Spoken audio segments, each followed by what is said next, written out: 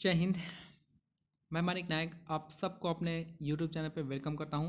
आज हम लोग बात करने वाले हैं एसएससी एमटीएस 2022 का जो आंसर की रिलीज हुआ है, उस आंसर की के बिहाफ में हम यहां पे डिस्कस करने वाले हैं कि उसका सेफ स्कोर क्या रहेगा और उस सेफ स्कोर से आपका सिलेक्शन कितना हो जाएगा और एवरेज स्कोर कितना है और क्या क्या प्रोसेसेस होगा आपके आंसर की से लेके आपके ज्वाइनिंग तक का सफ़र हम यहाँ पे डिस्कस करने वाले हैं। आपका डीवी कब हो सकता है, ये सब क्वेश्चन को हम यहाँ पे एक ही वीडियो में डिस्कस करने वाले हैं। चलिए स्टार्ट करते हैं अपने क्वेश्चन अपने वीडियो से। यहाँ पे जो आपका देख सकते हैं कि एसएससी एमटीएस का जो एग्जाम हुआ था, एसएससी एमटीएस का एग्जाम हुआ था आपका 2 फेज में एग्जाम हुआ था। पहला फेज दो फेज में हुआ था। दो फेज का मतलब है कि पहला जो फेज हुआ था आपका फर्स्ट फेज हुआ था आपका, पहला फेज आपका मई में हुआ था, दूसरा फेज आपका जून में हुआ था। 2 फेज हुआ था और दोनों फेज में यहाँ पे जो है आपका एक 18 से 25 का एज ग्रुप है और दूसरा आपका 18 से 27 का एज ग्रुप है। 18 से 25 वाले में जो एज ग्रुप में आपके जो कैंडिडेट है आपका, यहाँ पे जो वैकेंसी है 18 से 25 वालों में आपका 9,329 वैकेंसी है और यहाँ पे 1827 में जो वैकेंसी आपकी 2,665 है और आपका हवलदार का कितना है 529 है। टोटल मिला के आपका हो जा रहा है 12,523 यहाँ पे हो रहा है। अब यहाँ बात करते हैं कि जो कट ऑफ निकलेगा वो दोनों सारे का अलग निकलेगा। आपका 18 से 25 वाले का कट ऑफ अलग जाएगा, 2,665 का यानी 18 से 27 वाले का जो ग्रुप है उसका कट ऑफ अलग जाएगा और जो सीबीआई सीख में जो हवलदार का पोस्ट है ये आपका 529, इसका पोस्ट अलग जाएगा। इसके लिए मैं बताऊंगा कैटेगरी कैसे कैसे इसको यहाँ पे पिछले साल कैसे कैसे क्या हुआ था वो सब मैं यहाँ पे डिस्कस करने वाला हूँ। और टोटल जो वैकेंसी यहाँ पे देखी गई है तो आपका 12,523 टोटल मिला के वैकेंसी यहाँ पे आया है। यहाँ पे जो एग्ज़ाम हुआ था हम बताएंगे कि आपका एग्ज़ाम, और यहाँ पे मैं डिस्कस थोड़ा सा पेज ले लेता हूँ। यहाँ पे जो एग्ज़ाम हुआ था आपका मई में हुआ था और जून में हुआ था, 2 फेज में हुआ था और एग्ज़ाम का पैटर्न भी था 2 फेज में था। फेज वन में जो था आपका मैथ्स और रीजनिंग था। फेज वन में मैथ्स रीजनिंग था और वहीं फेज टू में क्या था आपका इंग्लिश और जीके था। बात बस इतना था कि जो मैथ्स और रीजनिंग का पेपर था ये आपका क्वालिफाइंग पेपर था। यहाँ पे किसी भी टाइप का कोई निगेटिव मार्किंग नहीं था और यहाँ पे जो है आपका सिर्फ मिनिमम जो आपको मार्क्स लाना था वहाँ पे आपका 12 क्वेश्चन के यहाँ पे सॉल्व करना था। मैथ्स रीजनिंग का टोटल 40 क्वेश्चन था, 12 नंबर आपको यहाँ पे लाना था, यानी 12 क्वेश्चन यहाँ पे सॉल्व करना था। तो 40 में 12 आई थिंक यहाँ पे 30% का यहाँ पे दिया हुआ है। फिर जो उसके बाद जो मैथ्स रीजनिंग का जो आपका स्कोर था, देखिए पिछले साल क्या होता था, हर बार क्या होता था कि सारे सब्जेक्ट को यहाँ पे मिला के यहाँ पे आंसर यहाँ पे आपका कट ऑफ आता था। लेकिन इस बार जो है मैथ्स रीजनिंग जिसमें लोग जो है आपके टोटल यानी 100% यहाँ पे मार्क्स लाते थे वो यहाँ से बाहर हो जाएंगे। और जिनका जो है जो ऐसे क्वेश्चन ऐसे टॉपिक ऐसे जो ऐसे सब्जेक्ट को लिया गया है यानी इंग्लिश और जीके जिसमें लोगों का कमांड उस तरीके से नहीं होता है। आप इंग्लिश में कमांड बना सकते हो लेकिन जीके में कमांड कैसे बनाओगे, तो जीके तो अच्छा हो जाएगा। इसलिए यहाँ पे जो है मेन रोल ही हटा दिया गया है मैथ्स और रीजनिंग से और जो सिर्फ लाया गया आपको यहाँ पे इंग्लिश और जीके कंपेरिजन में। अगर किसी का इंग्लिश जो है, आप अगर हम बात करते हैं कि आप कट ऑफ आप क्या जा सकता है, कट ऑफ जाने का क्या हो सकता है, कट ऑफ जो होगा हमारा कटअप यहाँ पे रहने का जो हिसाब है, देखिए अगर मान लीजिए कि आपका एवरेज कटअप कितना चल रहा है, जब आंसर की नहीं आई थी, जब आंसर की नहीं आया था तब आपका इंग्लिश का जो एवरेज चल रहा था वो आपका 18 से 20 चल रहा था। जब आंसर की नहीं आया था तो उस समय एवरेज जो चला था 18 से 20 चला था और जीके का जो कट ऑफ चल रहा था वो आपका 17 से 18 के आसपास चला था, यानी दोनों अपने आप में चल रहा था। लेकिन ये जो है 18 क्वेश्चन जो बनाते हैं वो काफ़ी थोड़े अच्छे लेवल के स्टूडेंट होते हैं जिनका 18 सही होता है जीके 25 में। तो इसलिए तो उस समय एवरेज जो चला था 17-18 के आसपास जीके चला था, दोनों ही लगभग सेम टू सेम चला था। लेकिन जैसे ही आंसर की आया, जैसे ही आंसर की आता है उसके बाद जो है मार्क्स कम होने लगते हैं। जितने उन्होंने एक्सपेक्ट किया था उससे बहुत ज़्यादा कम जो है आपके क्वेश्चन जो है गलती होने लगते हैं। जब अब और जो एक क्वेश्चन गलत होता है तो एक क्वेश्चन से 4 नंबर का डिफरेंस होता है, एक क्वेश्चन से 4 नंबर का, क्योंकि एक क्वेश्चन जो है 3 नंबर का है और बाकी जो है आपका यहाँ पे ये आपका 1 नंबर निगेटिव जाता है, तो 4 क्वेश्चन का 4 नंबर का आपको डिफरेंस दिखेगा। और यहाँ पे जो इंग्लिश इंग्लिश और जीके ये 25 क्वेश्चन था, ये भी 25 क्वेश्चन था, तीनों जो है तीन नंबर का था, तो टोटल जो था 150 क्वेश्चन, यानी 150 पे हमारा मेरिट बनने वाला था। अब जो है बात देखिए, अब आंसर की जैसे ही आ गया तो लोगों के आंसर क्या हो गया, लोगों के क्वेश्चन गलत होने लगे और यही जो एवरेज आ गया गिरने लगा। एवरेज जो है इंग्लिश में, एवरेज जो है इंग्लिश का कितना गिर गया, एवरेज आ गया यहाँ पे 17-18 एवरेज तो रहा ही रहा है, 17-18 रहा है एवरेज। और जो जीके का एवरेज जो गिरा है ये काफ़ी अनएक्सपेक्टेड गिरा है, और ये जो है आपका 12 से 14 चला गया है एवरेज। ठीक है, 12 से 14 चला गया है एवरेज। सोच सकते हैं, लोग 18 अटेम्प्ट कर रहे हैं, उसमें 12 जो है आपके सही हो रहे हैं, 12 से 14 एवरेज चला गया है। तो अब इस हिसाब से अगर हम एवरेज की बात करते हैं, तो अगर इंग्लिश का हम एवरेज का बात करते हैं तो हम मान के चलते हैं कि 17 क्वेश्चन एवरेज है, तो 51 नंबर यहाँ से आता है, 51 नंबर आ गया। और जीके का एवरेज हम मान के चलते हैं आपका 13 नंबर, तो 13 39 यहाँ पे आ गया। और यहाँ पे कुछ निगेटिव हुआ होगा, तो यहाँ पे कितना हो गया, 51 40 90 के आसपास यहाँ पे एवरेज आ रहा है। यानी टोटल ओवरऑल प्लस माइनस करके हमारा कितना एवरेज आ रहा है, 90 के आसपास आ रहा है, एवरेज आ रहा है। तो एवरेज 90 के आसपास आ रहा है, तो क्या हम लोग का 90 ही रहेगा।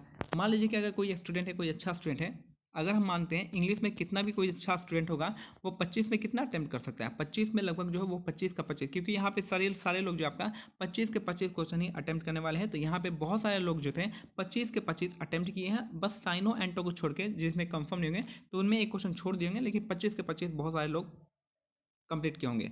लेकिन उसमें से क्या हुआ है, उसमें से जो अच्छे स्टूडेंट हैं, जो गुड स्टूडेंट है, बहुत अच्छे स्टूडेंट हैं, उनका जो है आपका 21 से लेके 23 तक आपका सही हुआ है, 21 से लेकर 23 के बीच में आपका आंसर सही हुआ है। और जीके में जो है, जीके अगर जीके की बात करते हैं, इनमें जो है 25 में से लोग जो है कितना बना रहे हैं, तो 25 में से जो इनका जीके जो सही हो रहा है, जो अच्छे लोग हैं, 18 के आसपास यहाँ पे सही हो रहा है, 18 से 19 के क्वेश्चन के आसपास यहाँ पे सही हो रहा है, मानते हैं।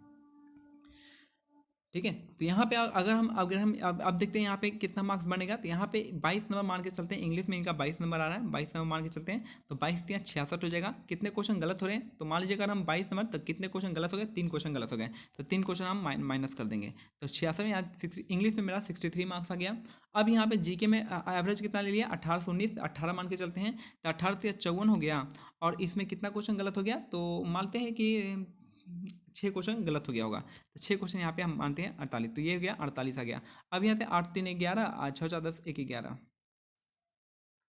111 के पास जो है मैक्सिमम स्कोर जो है 111 के पास दिख रहा है। ठीक है, आप मैक्सिमम स्कोर जो है 111 के आसपास दिख रहा है, तो ये आपके यहाँ से 111 जो है मैक्सिमम जा रहा है। ठीक है, मैं मैक्सिमम लेके चला हूँ। और एवरेज कितना जा रहा था आपका 90, यानी 90 से आपका 111 के पास बीच में मार्क्स आ रहा है, वो आपका सही हो रहा है। लेकिन एवरेज मार्क्स कंसीडर होता है, नहीं होता है, एवरेज मार्क्स कंसीडर नहीं होता है, एवरेज से ऊपर मार्क्स कंसीडर होता है। तो मैं एवरेज से कुछ क्वेश्चन को ऊपर लेता हूँ, और एवरेज से ऊपर लेने का मतलब है कि जो हम अनरिजर्व कैटेगरी में लेंगे, हम आपको कितना लेंगे, 100+ लेंगे। ठीक है, यानी अगर 90 है तो हम 10 नंबर बढ़ा देंगे, 10-12 नंबर बढ़ाएंगे, तो हम अनरिजर्व का बढ़ाते हैं, तो 102 से 111 के आसपास। ठीक है, 102 से 110 के आसपास मेरा अनरिजर्व का जा रहा है। और एक और फैक्टर है अनरिजर्व में, क्या है, तो एक और फैक्टर यहाँ पे होगा कि अनरिजर्व में जो आपका मार्क्स होगा, ये आपका जितने भी जो मान लीजिए SC से ST से OBC से जितने भी आपका अनरिजर्व से कैटेगरीज क्वालिफाई करेंगे, वो सारे अनरिजर्व में ही जाएंगे, इसलिए अनरिजर्व के मार्क्स क्या होंगे, बहुत बढ़ जाएंगे।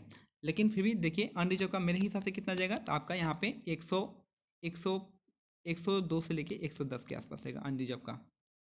ये मैक्सिमम बताया मैं, ये मिनिमम हो जाएगा या मैक्सिमम हो जाएगा। उसके बाद जो OBC का हम बताएंगे, OBC का कितना हो जाएगा, तो OBC का आपका 98+ आ रहा है, 98+, तो ये आपका OBC के लिए काफ़ी अच्छा है। अगर हम बात करते हैं SC और ST का, SC ST का, तो ये आपका 90+ है। और EWS का, EWS में 92+ हो रहा है, तो ठीक है।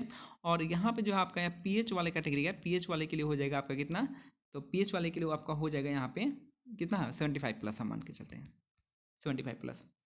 अब ये है हमारा एक्चुअल रॉ स्कोर, हमारा एक्चुअल रॉ स्कोर है, ऐसा नहीं है कि हमारा नॉर्मलाइज है। अब ये नॉर्मलाइजेशन क्या होगा, अब नॉर्मलाइजेशन होगा। नॉर्मलाइजेशन क्या होगा, नॉर्मलाइजेशन वो होता है जहाँ पे अगर आपका टफ शिफ्ट है तो आपका 10 से 15 नंबर ऐड होता है, अगर आपका ईजी शिफ्ट है तो आपका 5 से लेके 8 नंबर तक यहाँ पे इंक्रीज होता है।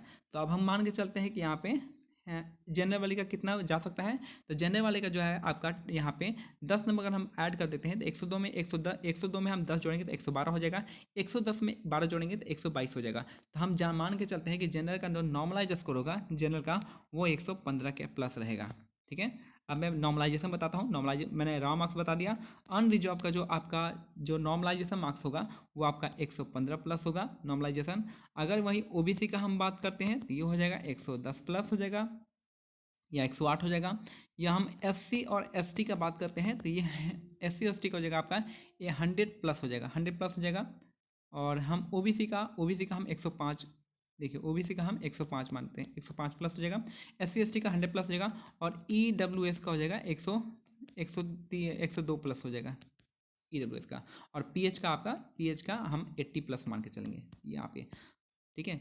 अगर आपने सारे स्टेट फिल किए हैं, अब एक और कट ऑफ होता है, एक जो अगर आपने सारे स्टेट को फिल किए हैं उनकी बात कर रहा हूँ, तो उनका जो है अनरिजर्व में अगर आपका यहाँ पे 105 प्लस हो रहा है तो आप 105 प्लस जा रहा है तो आप कहीं ना कहीं अगर आप सारे स्टेट फिल किए हो तो आपका चांसेस है कि हो जाएगा।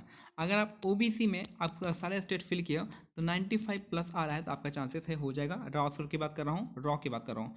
अगर आप एससी और एसटी है, अगर आपका 80 प्लस आ रहा है और सारे स्टेट को फुल किए हैं तो वो आपका आ जाएगा। फिर जो है आपका एस सी एस टी के ईडब्ल्यूएस में आपका 85 प्लस नंबर आ रहा है और आपने सारे स्टेट को फिल किया तो आपका वहाँ पे चांसेस हो जाएगा। और पीएच कैटेगरी में आप 60 प्लस आ रहा है तो आप सारे स्टेट को भरें तो वहाँ पे आपका चांसेस हो जाएगा। तो ये मेरा कट ऑफ का है। और बात करते हैं हवलदार का। हवलदार के लिए जो है आपका 5 गुना या कैंडिडेट को बुलाया जाएगा, यानी 500 के 529 वैकेंसी है तो 5 गुना वैकेंसी कितना हो जाएगा, 2500 के आसपास जो है यहाँ पे कट ऑफ निकलेगा। और यही जो लोग जाएंगे आपके हवलदार के लिए क्वालिफाई करेंगे। और हवलदार के लिए अगर कोई क्वालिफाई करते हैं तो इसका मतलब है कि उनका कट ऑफ अलग से आएगा। और हवलदार के लिए कट ऑफ जो हो जाएगा आपका यही वही रहेगा, सेम टू सेम रहेगा। 5 गुना बुला रहे हैं तो इसका मतलब है कि आपका 110 के आसपास यहाँ पे कट ऑफ निकालेंगे वो लोग हवलदार के लिए, ठीक है। तो 110 हो जाएगा, फिर 105 हो जाएगा आप ओबीसी के लिए, 102 हो जाएगा ईडब्ल्यूएस के लिए, और एससी एसटी के लिए हो जाएगा 95 प्लस हो जाएगा हवलदार के लिए, इतना चलेगा।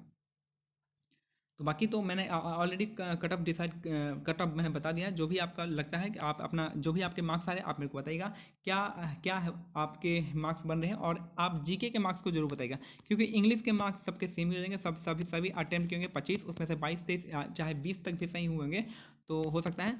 और जीके में सबसे ज़्यादा वेरिएशन मिलेगा, इसलिए आप अपने जीके के मार्क्स को यहाँ पे नीचे में कमेंट कीजिएगा। मिलते हैं अगले वीडियो में, तब तक के लिए जय हिंद जय भारत, धन्यवाद।